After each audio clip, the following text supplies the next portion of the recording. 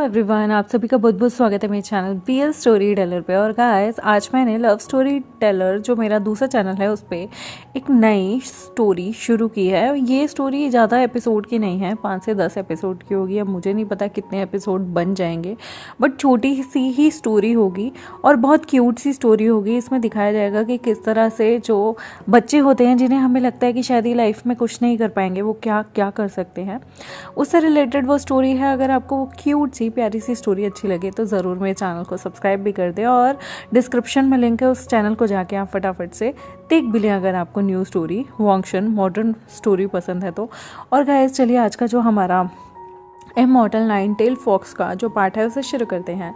जैसे कि आपने देखा था पिछले एपिसोड में, लंजा पेट दर्द का बहाना करके और वॉशरूम जाने का बहाना करके जो हमारा वींग था उसे खींच ले आया था।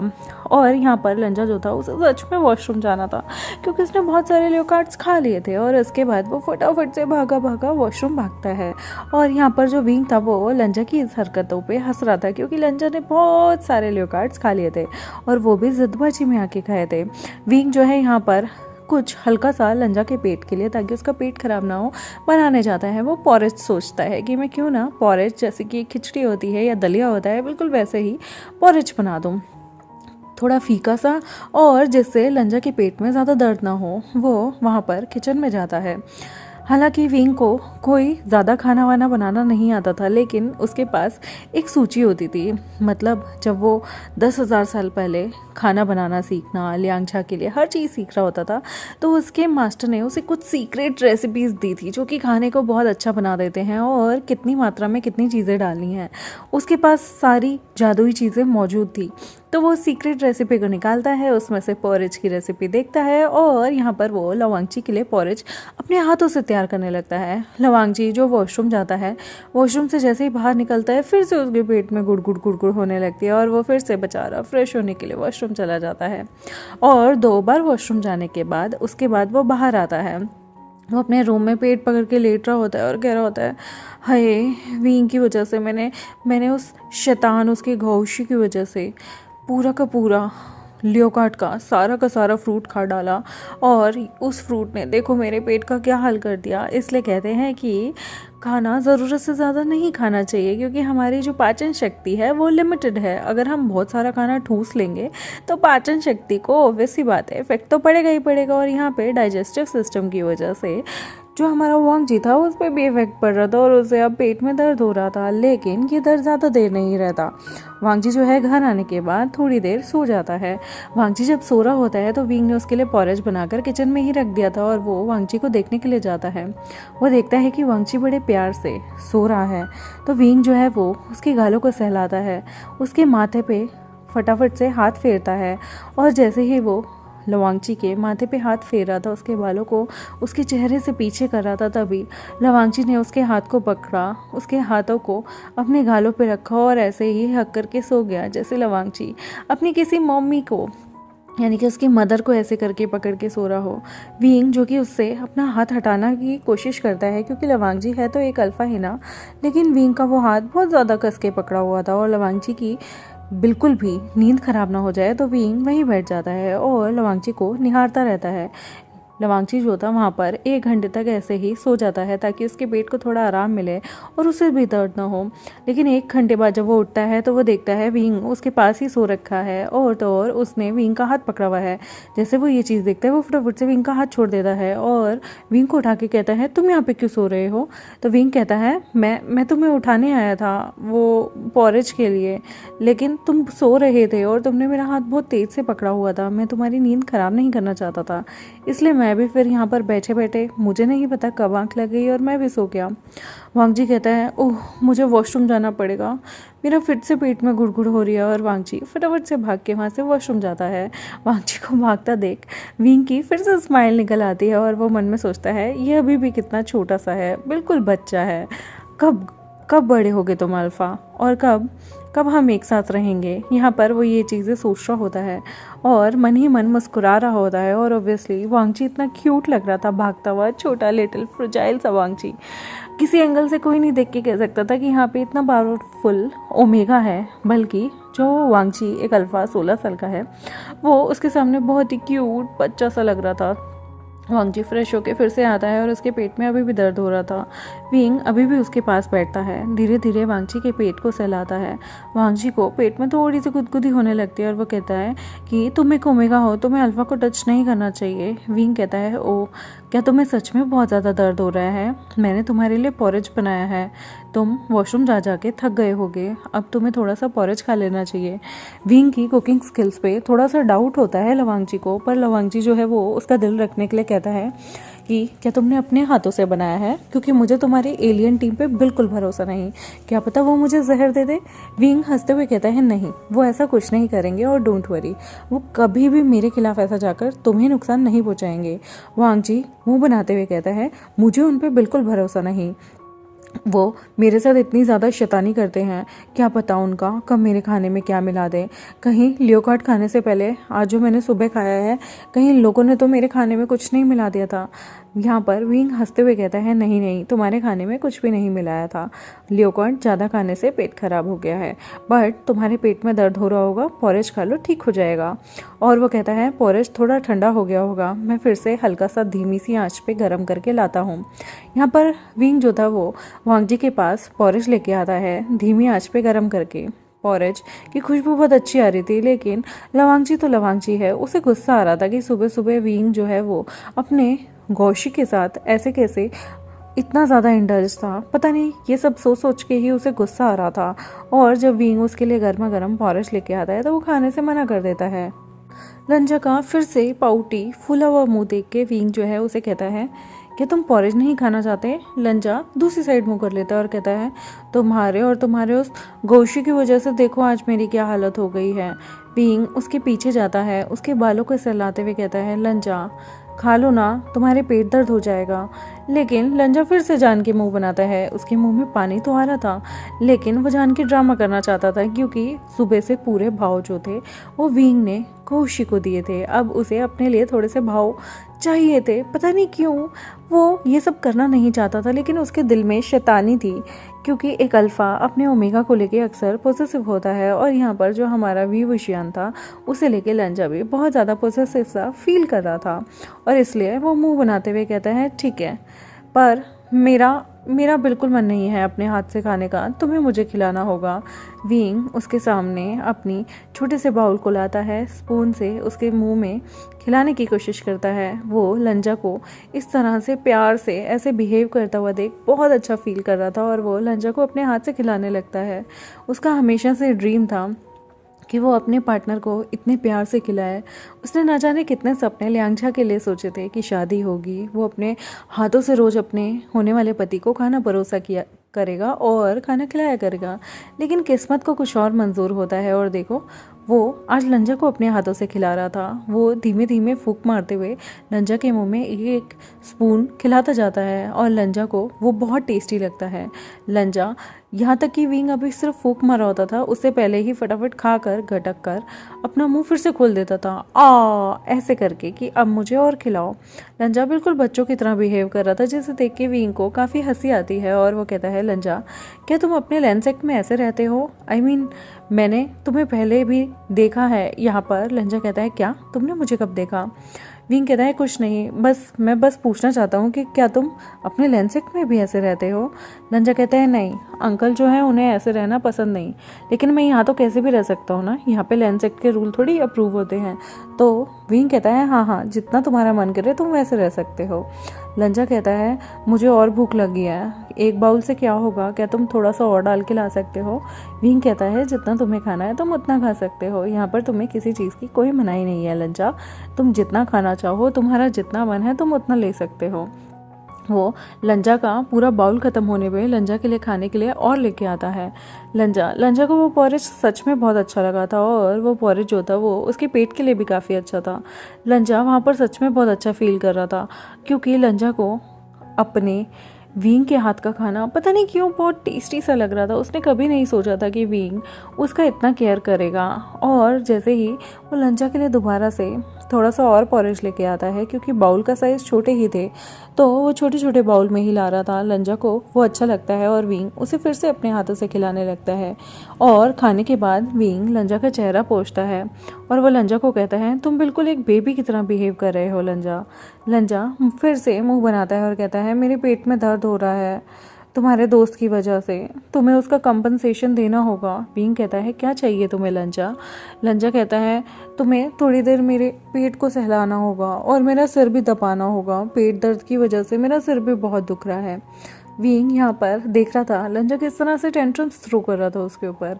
वींग उसके पास बैठता है और धीरे धीरे उसके अपने हाथों से उसके पेट को सहलाता है और वो अपने हाथ से थोड़ा सा मैजिक यूज़ करके लंजा के पेट को आराम देने की कोशिश करता है। वो अपनी स्पिरिचुअल एनर्जी का यूज़ करके लंजा को आराम देता है और उसके बाद वो लंजा के सिर पे हाथ फेरता रहता है। लंजा अभी भी सिर्फ उसकी आंखों में देख रहा था, उसकी चेहरे की सुंदरता को देख रहा था। लंजा जो है वो धीरे से अपना हाथ वींग के चीक्स पे ले जाता है और कहता है,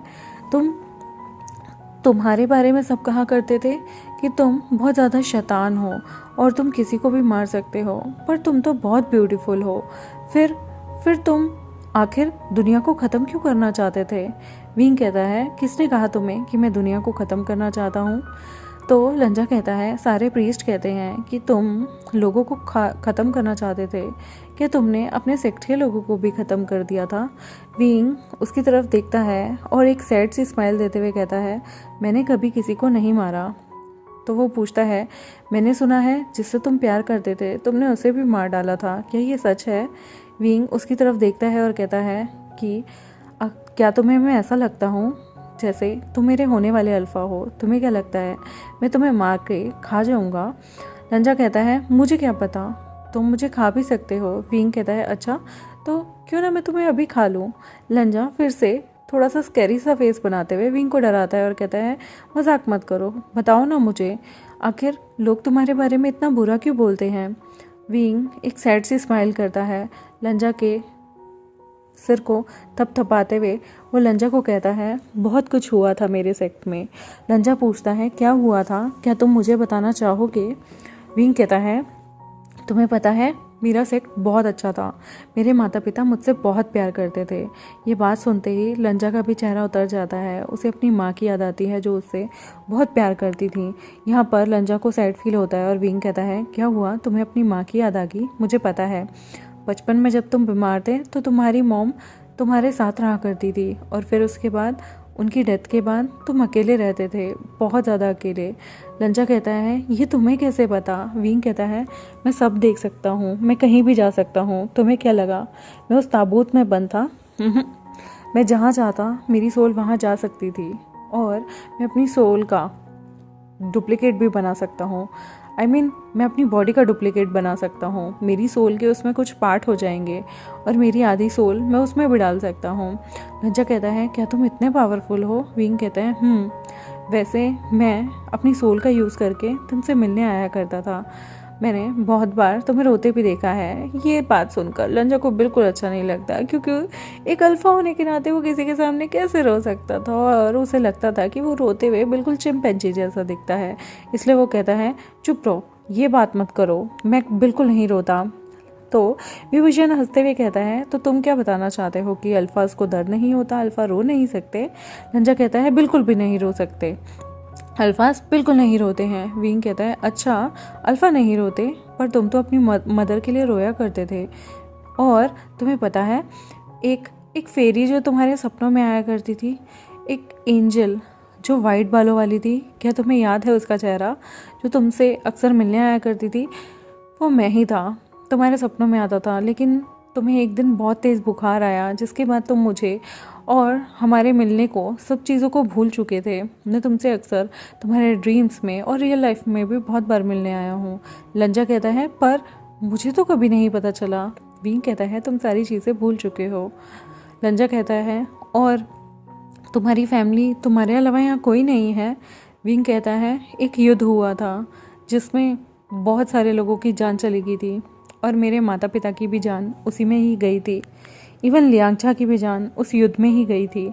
उसका मेरे से कोई लेना देना नहीं था। हाँ, मेरे और लियांगचा में लड़ाई हुई थी, लेकिन हमारी लड़ाई के रीज़न कुछ और थे लंजा। लेकिन मैंने उसे कभी नहीं मारा, मैं उसे मार ही नहीं सकता था। मैंने उसे अपना अल्फ़ा समझा था। और मैं समझ सकता हूँ माँ बाप के जाने का दुख क्या होता है। मैंने भी उन्हें खोया है, और एक गलत फहमी या फिर एक लड़ाई के चलते मैंने सब कुछ खो दिया, अपने प्यार, अपने माँ बाप और अपने, बस मेरे हाथों एक कत्ल ज़रूर हुआ था। विंग शांत मन से कहता है, और वो मेरा कज़न ब्रदर था। मुझे नहीं पता था कि गलती से मेरी पूंछ उसे मार डालेगी। मैं अपने भाई से बहुत प्यार करता था, और मुझे तब अपनी शक्तियाँ कंट्रोल करनी नहीं आती थी। लेकिन गुस्से में मेरा भाई का मेरे से मर्डर हो जाता है, कत्ल हो जाता है, जिसकी सज़ा मुझे मिली और मुझे 10,000 सालों के लिए कैद कर दिया गया था। मैं चाहता तो कभी भी बाहर आ सकता था, लेकिन मेरी बुआ, जिनका वो बेटा था, जिन्हें वो मुझसे और उससे दोनों से बहुत प्यार करती थी, फुयाओ की मौत के बाद मेरी हिम्मत नहीं हुई कि मैं अपनी बुआ से नज़रें मिला सकूं, और इसके चलते मैंने वो सारी सज़ा कबूल की, जो गुनाह मैं चाहकर करना नहीं चाहता था, लेकिन अनजाने में मुझसे हो गया। लेकिन मेरी बुआ, जिसने हमेशा मुझे इतना प्यार दिया, मैं उनके खिलाफ़ नहीं जा सकता था। एक वही मेरी अपनी बची थी। लंजा कहता है, अब वो कहाँ हैं? तो विभूषण कहता है, मुझे नहीं पता। मैं वापस मुड़ के कभी भी अपने उस सेक्ट नहीं गया। और वो पूछता है, तो ये एलियन और ये सब कैसे बच गए? विंग कहता है, मैंने अपने जादू का इस्तेमाल करके इन्हें एक सेफ यूनिवर्स में लाकर रख दिया था, ताकि जहाँ से इन लोगों पे कोई भी हमला ना कर पाए। विंग से सैड टोन में जो हमारा लंजा होता है वो पूछता है, विंग, क्या तुम्हें अपने पेरेंट्स की याद आती है? विंग उसकी नज़रों में प्यार से देखता है। विंग की आज आंखें भर आई थी, और वो कहता है, बहुत याद आती है। तो लंजा पूछता है, फिर तुम क्या करते थे जब तुम्हें अपनी मॉम की याद आती थी? विंग उसे सैडली टोन में देखता है और कहता है, जब मुझे अपनी मॉम की याद आती थी, मैं तुमसे मिलने आ जाता था, और तब तुम भी अपनी मदर को याद करते थे, तो मैं तुम्हें गले लगा लेता था। ये बात सुन के लंजा को बहुत अलग सा लगता है। उसे कभी ऐसी फील नहीं आई। उसकी मेमोरीज कहीं ना कहीं मिट चुकी थी, लेकिन उसे धुंधली धुंधली चीज़ें याद आती है कि कैसे एक सफ़ेद बालों वाला व्यक्ति, जिसे वो एंजल मानता था, वो उसे हक करता था। शक्ल उसकी धुंधली थी, लेकिन उसे धीरे धीरे ऐसे होने लगता है, और वह कहता है, क्या तुम हमेशा मुझ पर नज़र रखते थे? विंग कहता है, क्योंकि तुम मेरे होने वाले मेट हो। तो लंजा पूछता है, क्या मेट का मतलब शादी करना होता है ना? तो क्या मुझे तुमसे शादी करनी होगी? विंग कहता है, अगर तुम मुझसे प्यार करते हो तो तुम खुद से मुझसे शादी कर लोगे, और अगर तुम मुझसे प्यार नहीं करोगे तो मैं तुम पे ज़बरदस्ती नहीं करूँगा। तो लंजा पूछता है, तुम मुझे यहाँ पे क्यों लेके आए हो? विंग कहता है, मैं तुम्हें यहाँ पर इसलिए लेके आया हूँ ताकि तुम बहुत सारी चीज़ों के लिए प्रिपेयर हो जाओ। तुम अभी बहुत छोटे हो। मैं चाहता हूँ गौशी तुम्हें यहाँ पर बहुत सारी चीज़ों की ट्रेनिंग दें, बहुत सारी चीज़ें सिखाएं, मार्शल आर्ट, और यहाँ तक कि हमारे टाइम में जो कल्टीवेशन होता था उससे तुम्हारी कोर बहुत ज़्यादा इंक्रीज़ हो जाएगी, क्योंकि आने वाले टाइम में बहुत सारी चीज़ों का खतरा होगा, और मैं चाहता हूँ लंजा उन चीज़ों के खतरे को तुम अच्छे से भांप सको। इस बार तुम किसी गलत फहमी का शिकार ना हो जाओ। लंजा कहता है, कैसी गलत फहमी? और वो गौशी, मैं उससे बिल्कुल कुछ नहीं सीखूंगा। विंग कहता है, गौशी बहुत अच्छे हैं। लंजा मुंह फुला लेता है और कहता है, नहीं, बिल्कुल अच्छे नहीं हैं। विंग कहता है, लंजा कहता है, विंग, और गुस्से में लंजा मुंह मोड़ लेता है। विंग उसकी तरफ देखता है, जो कि एक 16 साल का लड़का था, और विंग 10,000 साल का ओमेगा। वो प्यार से लंजा के बालों को हाथ फेरा होता है और कहता है, लंजा प्लीज़ गुस्सा मत करो, वो बहुत अच्छे हैं। गौशी हर चीज़ में परफेक्ट हैं, तुम्हें पता नहीं है? गौशी एक फ़ैन हिलाकर ही कितने लोगों को मार सकते हैं। उनके फ़ैन, उनकी शक्ति, उनकी स्पीड, तुम्हें सारी चीज़ें सीखनी होंगी लंजा, और गौशी से अच्छा टीचर कोई नहीं हो सकता। लंजा कहता है, नहीं सीखूंगा, नहीं सीखूंगा, नहीं सीखूंगा। विंग कहता है, अगर तुम नहीं सीखोगे तो मैं तुम्हें पिग बना दूंगा, और याद रखना, मैं तुम्हें रोस्ट करके खा जाऊंगा, और इन सब एलियन को तुम्हारी पिग वाली पार्टी दूंगा, तुम्हारा पोक जो है, और हमारी पोक सलामी बनाकर हम सारे के सारे खा जाएंगे अगर तुमने कुछ भी किया तो। और वो क्या करता है, जब वो वहाँ से जा रहा होता है, लंजा उससे बात नहीं कर रहा होता, तो वो चुटकी बजाता है, और पीछे से लंजा की जो है कमर में से उसकी पूंछ निकल आती है और वो पूंछ बहुत बड़ी सी होती है और बहुत ज़्यादा फर वाली होती है। लंजा देखता है कि उसके कपड़ों में से कुछ तो गड़बड़ हुई है। जब वो पीछे मुड़ के देखता है तो उसकी पूंछ निकाल दी थी विभूषण ने। लंजा कहता है मैं तुम्हें बिल्कुल नहीं छोड़ूंगा, ये हटाओ यहाँ से। विंग कहता है अगर तुम जिद्दबाजी करोगे तो याद रखना मैं तुम्हारे सींग भी निकाल सकता हूँ। वो चुटकी बजाता है और यहाँ पर लवांगची के बहुत बड़े बड़े कान कर देता है। लवांगची कहता है प्लीज़ ये सब हटाओ, मैं कितना गंदा दिख रहा हूँ, ये पूंछ हटाओ, ये कितनी अनकंफर्टेबल है, मैं सोऊंगा कैसे। फिर से विंग कहता है क्या तुम मेरी बात सुनोगे? अगर तुम मेरी बात नहीं सुनोगे तो मैं तुम्हें और भी ज़्यादा सताऊंगा। और वो यहाँ पर जाकर आराम से अपने बेड पे लेट जाता है। लंजा जब वो इधर उधर करता रहता है और उसे समझ नहीं आ रहा था उस पूंछ के चलते वो बेड पे लेटे कैसे। ना तो वो टेढ़ा लेट पा रहा था ना ही वो सीधा लेट पा रहा था, क्योंकि वो पूंछ जो थी बहुत मोटी, बहुत लंबी और बहुत बड़ी सी थी। और तो और उसके कानों का साइज़ भी इतना बड़ा हो गया था जो कि उसे सोने नहीं दे रहे थे, बहुत ही ज़्यादा अनकंफर्टेबल हो रहा था। तो वो कहता है विंग प्लीज़ ये हटाओ ना। विंग कहता है नहीं हटाऊंगा, अगर तुम ज़िद्दी हो तो याद रखना अगर तुम एक लैन हो तो मैं भी वी सेक्ट का हूँ, और अगर तुम ज़िद कर सकते हो तो याद रखना मैं महाजिद्दी हूँ, मैं भी एक ओमेगा हूँ जिसके पास 9 पूँछ वाली लोमड़ी की शक्तियाँ हैं। और ये बोल के विंग आराम से राजा की तरह अपने बेड पे लेटा हुआ था। जो हमारा वांगची होता है वो कहता है ठीक है, अगर तुम चाहते हो मैं उस बेकार से कौशी से जो कि एक नंबर का फ्लर्ट है उससे सब चीज़ें सीखूं तो ठीक है मैं सीख लूँगा, लेकिन ये सब हटाओ। विंग कहता है तुम्हें प्रॉमिस करना होगा। लंजा कहता है प्रॉमिस मतलब? विंग कहता है तुम्हें एक कागज़ पे ये चीज़ें लिख के देनी होगी। लंजा कहता है ठीक है लिखवा लो, लेकिन मुझे अभी के अभी ठीक करो। विंग कहता है अपने जादू से उसने एक पर्चा निकाला और यहाँ पर वो इंक और पेन जो है मतलब इंक और उसके साथ का ब्रश दे देता है और लवांगची को कहता है अभी की अभी पहले लिखो। लवांगची बैठने की कोशिश करता है लेकिन पूंछ उसे चुभ रही थी, वो बैठ भी नहीं पाता। वो कहता है पहले इसे तो ठीक करो। विंग कहता है पहले लिखो। विंग को लवांगची सारी चीज़ें डिटेल में लिख के देता है कि वो गौशी से पूरी शिक्षा लेगा जैसे भी गौशी उसे सिखाना चाहे। और यहाँ से बेचारे के उल्टे दिन शुरू होने वाले हैं, क्योंकि गौशी उसे इतनी मेहनत कराएंगे कि लिटरली इस अल्फ़ा की बैंड बजा देंगे। वो सारी चीज़ें डिटेल में विंग को लिख के देता है और वहाँ पर विंग कहता है कि तुम्हें अपने खून से यहाँ पर अपने थंब का प्रिंट लगाना होगा। लवांगची का वो हल्का सा हाथ में इंजर करता है, जरा सा चाकू सा चलाता है और उसके बाद लवांगची के खून के प्रिंट लेता है और उसके बाद जादू से लवांगची की अंगूठा ठीक कर देता है। लवांगची जो मन में सोच रहा था कि शायद उसे दर्द होगा, लेकिन ऐसा कुछ नहीं होता क्योंकि मैजिक से सब चीज़ें ठीक हो जाती हैं। और फिर वो चुटकी बजा के लवांगची के कान और पूंछ गायब कर देता है और कहता है अब हमारे बीच डील हो गई। और तुम्हें पता है लेंस ने एक बार जुबान दे दी और अपने खून से चीज़ें लिख दी तो तुम पीछे नहीं हट सकते।